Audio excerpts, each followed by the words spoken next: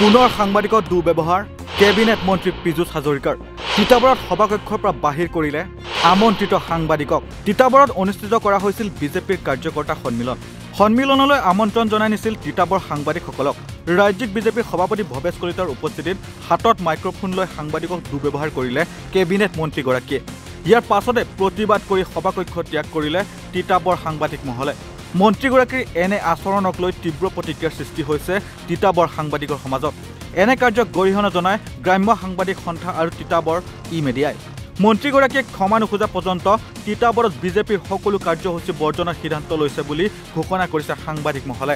সকলক কালিয়ে নিমন্ত্ৰণ কৰিছিলে, তেওঁলোকে চিঠিৰ যোগেদি কালিয়ে নিমন্ত্ৰণ কৰিছিলে আৰু সেই মৰ্মে তিতাবৰৰ সকলো সংবাদ মাধ্যমৰ মানুহ আমি নিৰ্দিষ্ট সময়ত উপস্থিত হৈছিলোঁ আৰু এই সভালৈ মন্ত্ৰী পীযুষ হাজৰিকা আৰু বিজেপিৰ ৰাজ্যিক সভাপতি ভৱেশ কলিতা, যোৰহাট জিলাৰ সভাপতি হেমন্ত কলিতাকে ধৰি কেইবাগৰাকী বিধায়ক উপস্থিত আছিলে আৰু আমি তেওঁলোকৰ ভাষণ শুনি থকাৰ মাজতে পীযুষ হাজৰিকাই যেতিয়া ভাষণ দিছিলে তেখেতে ইমান সংবাদ মাধ্যমৰ লোকসকলক ইমান বেয়াকৈ কৈছে যে আপোনালোক কিয় থাকিব লাগে, আপোনালোকে আমাৰ কাৰ্যকৰ্তা সন্মিলন, আপোনালোক থাকিব নালাগে নহয়, গুচি যাওক, আপোনালোকে ভাত খাব আৰু গুচি যাওক, আপোনালোকক বাহিৰত বাইট দিম। তেওঁ এনেধৰণে অপমান কৰিলে যাতে যেন আমি সকলোৱে ইয়াত ভাত খাবলৈ আহিছিলোঁ। আমাক চিঠিৰ জৰিয়তে আমাক নিমন্ত্ৰণ কৰিছিলে আৰু সেই নিমন্ত্ৰণ ৰক্ষা কৰি আমি আহিছোঁ। পীযুষ হাজৰিকাদেৱে তিতাবৰত 3বাৰকৈ আমাৰ সংবাদ মাধ্যমৰ ব্যক্তিসকলক অপমান কৰিছিলে। পূৰ্বে 2বাৰ আমাৰ সংবাদ মাধ্যমৰ ব্যক্তিসকলক অপমান কৰিছিলে। আজি 3 নম্বৰ দিনা।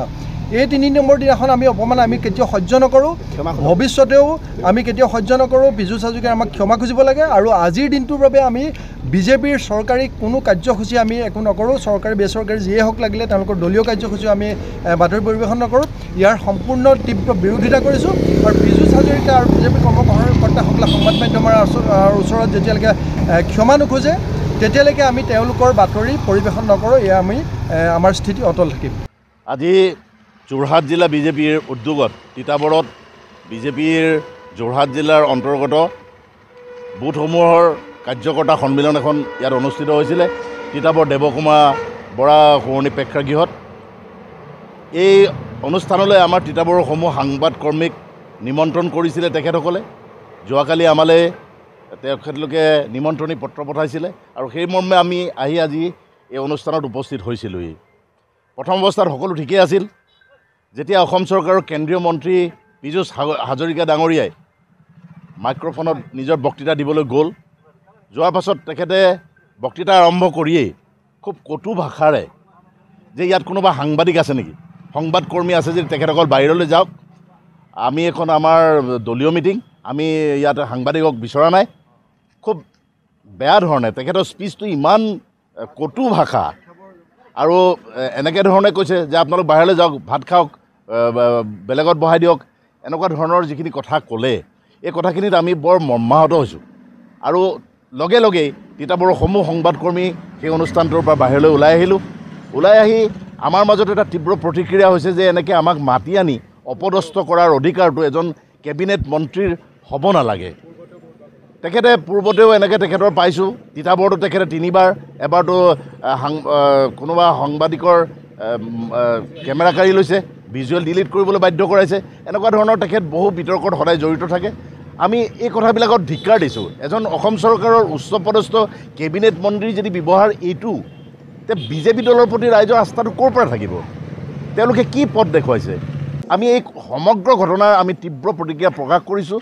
ইয়াক আমি কটু ভাষাৰে সমালোচনা কৰিছোঁ আৰু পৰৱৰ্তী সময়ত যেতিয়ালৈকে পীযুষ হাজৰিকাই তিতাবৰৰ সাংবাদকৰ্মীসকলক তেখেতে যে এইটো এটা ভুল কৈছে, ৰাজহুৱাভাৱে মানুহৰ মাজত তেখেতে মাইক্ৰফোন লৈ যিটো কথা ক'লে যে তেখেতলোক বাহিৰত যাওক, ভাত খাওক, মানে যেন আমি ইয়াত ভাত খাওঁ, এক প্ৰকাৰে তেখেতে মানে নিজে এজন মন্ত্ৰী সেই পাৱাৰটো তেওঁ দেখুৱাইছে, যিটো আমি অতি নিকৃষ্ট বুলি কৈছোঁ।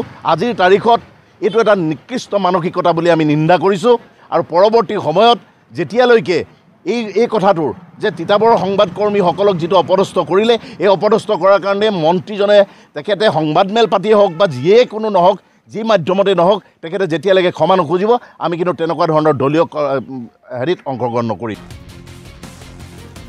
News desk report north east নাও।